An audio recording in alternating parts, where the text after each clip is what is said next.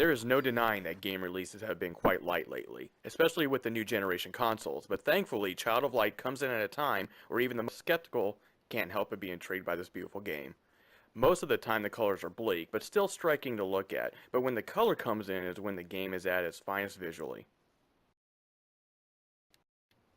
To say this game is good looking would be an understatement.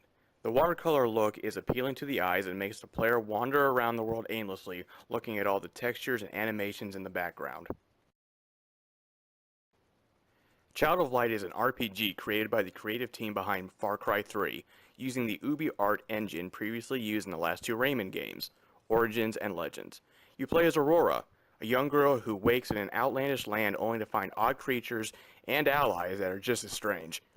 Guided by her unlikely new friends that she picks up along the way, as well as Igniculus, the firefly, they all communicate in rhyme as Aurora tries to find a way home to her father. The battle system is very reminiscent of Grandia, as Child of Light successfully balances a mix of real-time and turn-based strategy. An inclusion I was not counting on was Igniculus helping out during combat.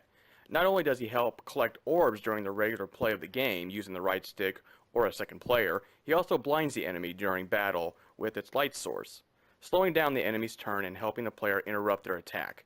This is not a consistent source, mind you, so use the Firefly wisely. After some practice, you'll probably be able to get into some battles and defeat creatures without ever attempting to attack. That's how easy it can be.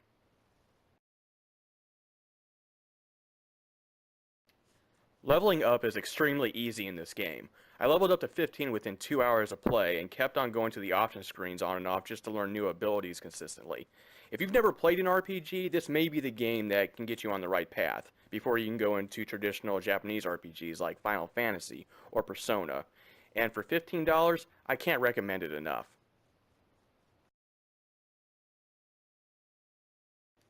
However, you get what you pay for.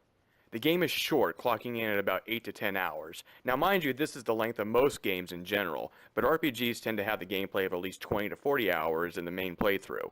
For veteran role-playing game enthusiasts, this game may come across as too easy. If that's something that you could care less about, then by all means, lay back and enjoy the art and the story.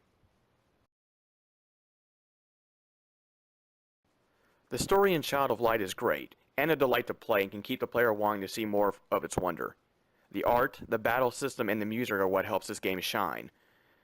The way the story is presented by the use of rhyme may not be for everyone, but it shouldn't keep anyone away from the story. This game right now should be contender of Game of the Year, but the year is still young, and regardless of that, it's a great addition to anyone's library. Child of Light gets a 9 out of 10.